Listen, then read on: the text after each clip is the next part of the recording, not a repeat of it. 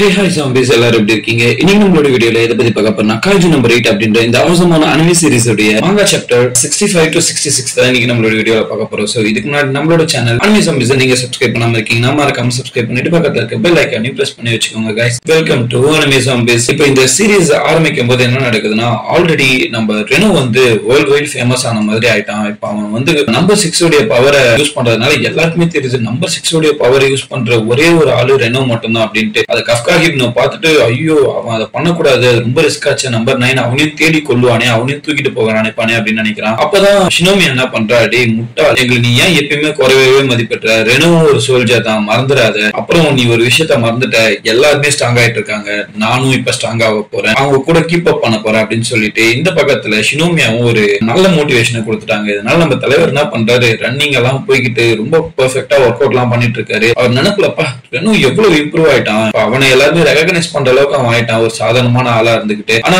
என்ன பாரு, நான் இந்த இடத்துல சாதாரணமான ஒரு ஆளா இருக்கேன், என்னோட யூஸ் யாருக்கு தான் தேவைப்படுது, ஓகே என்னோட எபிலிட்டியை பார்த்து என்ன யார் இது வரைக்கும் ரெகக்னைஸ் பண்ணிருக்காங்க அப்படின்ற மாதிரி அவன் ரொம்பவே ஃபீல் பண்றாங்க. சோ இந்த சமயத்துல அவன் பாக்குறதெல்லாம் எல்லாருமே மான்ஸ்டர் 8 உடைய பவர் தான் ரெகக்னைஸ் பண்றாங்க, என்னோட பவர் யாருமே ரெகக்னைஸ் பண்ண மாட்டாங்களே அப்படின்னு சொல்லிட்டு வருத்தமா நின்றுட்டு இருக்கான். அந்த சமயத்துல பக்கத்துல ஒரு சேர்ல ஒருத்தர் உட்கார்ந்துட்டு இருக்காரு. யாருன்னு பார்த்தா நம்மளுடைய வைஸ் கமாண்டர் தான். அவர் என்ன சொல்றாரு, அப்பா நீ ஒர்க் அவுட் எல்லாம் பண்ற போல இருக்கே கஃப்கா ஹிப்னோ அப்படின்னு சொல்லிட்டு பாத்துக்கிட்டு இருக்காரு. டக்குன்னு ஒரு கத்தி எடுத்து வந்து கஃப்கா ஹிப்னோட கழுத்தாண்டியே வைக்கிறாருங்க. சோ இதோட உன்னோட கணக்கும் என்னோட கணக்கும் முடிஞ்சிருச்சு அப்படின்ற மாதிரி சொல்லிட்டு அவரு கிளம்புற மாதிரி திரும்புறாரு. அப்பதான் எனக்கு இப்பதான் கொஞ்சம் பெட்டரா இருக்கு அப்படின்ற மாதிரி சொல்லிக்கிட்டு இருக்காரு. சோ அந்த சமயத்துலதான் கஃப்கா ஹிப்னோ என்ன சொல்றான், அதுக்கிட்டே வைஸ் கமாண்டர் நீங்க என்ன மன்னிச்சிருங்க, நான் இந்த மாதிரி உங்ககிட்ட உண்மையை மறைச்சதுக்கு அப்படின்ற மாதிரி சொல்லும் போது, டேய் நீ ஒரு சோல்ஜர் இப்பெல்லாம் பண்ணலாமா, என்கிட்ட அழுவலாமா அப்படின்ட்டு கழுத்தை புடிச்சு நெரிச்சு அவனை கொலை பண்ற அளவுக்கு ஆயிட்டாருங்க. என்ன காண்டு வச்சுன்னு இருக்காரோ தெரியல. ஆனா டக்குன்னு என்ன சொல்றாரு, இங்க பார்ப்பா கஃப்கா ஹிப்னோ நம்மளுடைய 3rd யூனிட்டை காப்பாத்தினதுக்கு ரொம்பவே நன்றி அப்படின்ற மாதிரி சொல்றாரு. அப்புறம் நான் சொன்னது மான்ஸ்டர் 8க்கு இல்ல, கஃப்கா ஹிப்னோக்கு. ஒரு மனுஷன் அவனுடைய ஐடென்டிட்டியை மறைச்சு வாழ வேண்டியவன், அவனோட உயிரை பத்தி மதிக்காம எங்களோட டீமுக்காக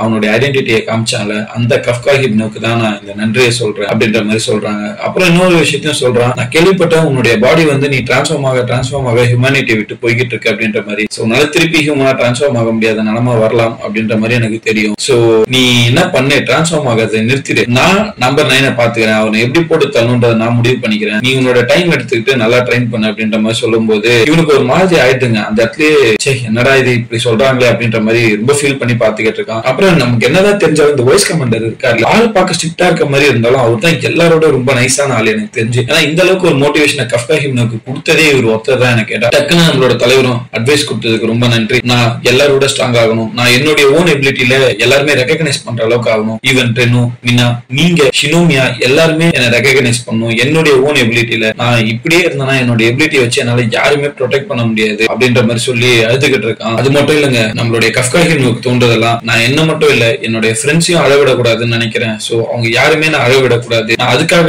வேற வழி இல்லைன்னா கூட பரவாயில்ல, நான் டிரான்ஸ்ஃபார்ம் ஆகிட்டே இருப்பேன் நம்பர் 8 அப்புறம் நான் டிரான்ஸ்ஃபார்ம் ஆனா கண்டிப்பா நம்மளுக்காக நான் சண்டை போட்டே தருவேன் அப்படின்ற மாதிரி சொல்றாங்க. நீ சவுண்டா பேசுறதெல்லாம் நல்லா தான் இருக்கு, ஆனா டிரான்ஸ்ஃபார்ம் ஆகி என்ன பண்ண போற, சோ எண்டுல நீ தான் மாட்டையே போடுவ, அதனால உனக்கு தெரிய வேண்டிய ஒரே ஒரு விஷயம் என்னன்னா நீ முதல்ல முன்ன நோக்கி போகணும், சோ உனக்கு நிறைய ஸ்கில் வரணும், அதுக்காக நான் உன்னை ட்ரெயின் பண்றேன், நான் உனக்கு டீச் பண்றேன், என் கூட வா அப்படின்னு சொல்லி கூப்பிடுவாருங்க. சரி எங்கதான் போறாங்க அப்படின்னு நம்ம பார்த்தா அவன் ஒரு கோயிலுக்கு கூப்பிட்டு போயிருக்கான். என்னப்பா இது ஏதோ சண்டைக்கு ட்ரைனிங் கூப்பிட்டு போறேன்னு பார்த்தா கோயிலுக்கு கூப்பிட்டு போயிருக்காங்க அப்படின்னு சொல்லிட்டு இவனும் நினைச்சிட்டு இருக்கான். அப்பதான் என்ன சொல்றாரு, இது சாதாரணமான கோயில் இல்ல தம்பி, இங்கதான் என் முன்னோர்கள் இருக்காங்க, அவங்க செத்து போய் பணமாகி இங்கதான் இருக்கிறாங்க, அவங்களுடைய சோல் இங்கதான் சுத்துது அப்படின்ற மாதிரி சொல்லிக்கிட்டு இருக்கான். ஓ அப்ப உங்களுடைய சோல் எல்லாம் இங்கதான் இருக்குமா அப்படின்ற மாதிரி இவன் ஆச்சரியமா பாக்குறான். அப்பதான் 1657ல நடந்த ஒரு இன்சிடென்ட் உங்களுக்கு ஞாபகம் இருக்கா, எடோ காலத்தை சேர்ந்த ஒரு காய்ஜு பெரிய அட்டாக்ஸ். சோ நம்மளோட டெக்ஸ்ட் புக்ல எல்லாம் பார்த்திருப்போம், அந்த அட்டாக்ல எல்லாம் இந்த காய்ஜுவை ஒவ்வொரு முறையில ஒவ்வொரு மாதிரி டெஃபிட் பண்ணிருக்காங்க. சோ இந்த பேட்டில்ஸ் எல்லாம் ரொம்பவே எப்பிக்கா இருந்திருக்கு.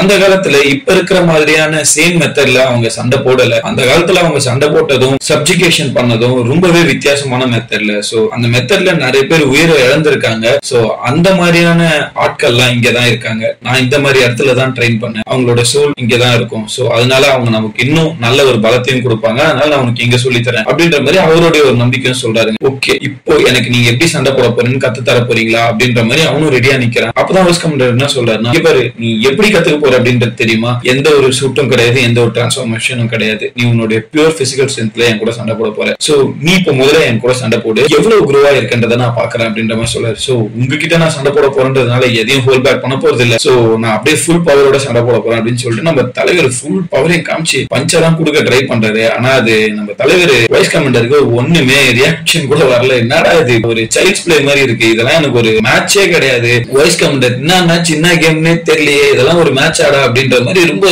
ஸ்மூத்தா பாக்குறாரு. ஒரே அடி தான், மூஞ்சிலே ஒரு குத்து. தலைவருக்கு அப்படியே கதி கலங்கி போய் கீழே விழுந்துட்டாரு. என்னடா ஒரே அடியிலே நான் கீழே வந்துட்டேன், அவரு நம்மள ஒரு மேட்சா கூட பார்க்க மாட்டாரு, நம்மள கலாச்ச மாதிரி அடிக்கிறாரு அப்படின்னு சொல்லிட்டு திருப்பி சண்டை போடுறான். ஆனா இவருக்கு வந்து ஒண்ணுமே புரியல. இவன் நிறைய எக்ஸ்பீரியன்ஸ் கெயின் பண்ணிக்கிட்டு தான் இருக்கான் பேட்டல்ல, ஆனா இவன் இன்னமும் வீக்கா இருக்கான் அப்படின்றது அவருக்கு தெரியுது. டக்குன்னு அவர் என்ன சொல்றாரு, இங்க பாரு நான் உனக்கு எப்படி சண்டை போடணுன்றதை காட்டுறேன் அப்படின்னு சொல்லிட்டு அவன் சண்டை போடும்போது ஒரே ஒரு ஷாட் தான், ஒரு சின்ன ஓப்பனிங், டக்குன்னு ஒரு ஷாட். சோ உண்மையிலே தலைவர் வேற லெவல்ல சண்டை போறாரு. இவனுக்கு புரியுது நான் என்னுடைய டிரான்ஸ்ஃபார்மேஷன் எல்லாம் ஒண்ணுமே இல்ல போல இருக்கே அப்படின்ற மாதிரி. அப்பதான் வைஸ் கமாண்டர் என்ன சொல்றாரு, நீ சண்டை போறத பார்த்தேன், நீ உண்மையிலேயே செம்ம ஸ்ட்ராங் ஆகிட்டு வர, நிறையவே சேஞ்சஸ் இருக்கு உங்ககிட்ட, அதை என்னால கண்டிப்பா சொல்ல முடியும். அப்புறம் உன்னுடைய பாடியும் உன்னுடைய மூவ்ஸையும் என்னால கண்டிப்பா அதை குறைய சொல்ல முடியாது. நீ உண்மையிலேயே சூப்பரா ட்ரெயின் பண்ணிட்டு இருக்க, நீ ஒரு நாள் கூட உன்னோட ட்ரைனிங் நிறுத்தாம நீ பண்ணிருப்ப, அப்படி பண்ணிருந்தாதான் உன்னுடைய ஹார்ட் ஒர்க்குக்கு நீ இப்படி ஒரு ரிசல்ட்ல இருந்திருக்க, அது என்னால கண்டிப்பா சொல்ல முடியும். ஆனாலும் இது பத்தாது கஃப்கா ஹிப்னோ, அதனால என்கிட்ட அடியே வாங்க அப்படின்னு சொல்லிட்டு பொலன்னு பொலக்கிறாருங்க. இவனும் சரியான பிளாக் எல்லாம் பண்றான். உண்மையிலேயே நமக்கே ஒரு டிஃபரன்ஸ் தெரியும் இந்த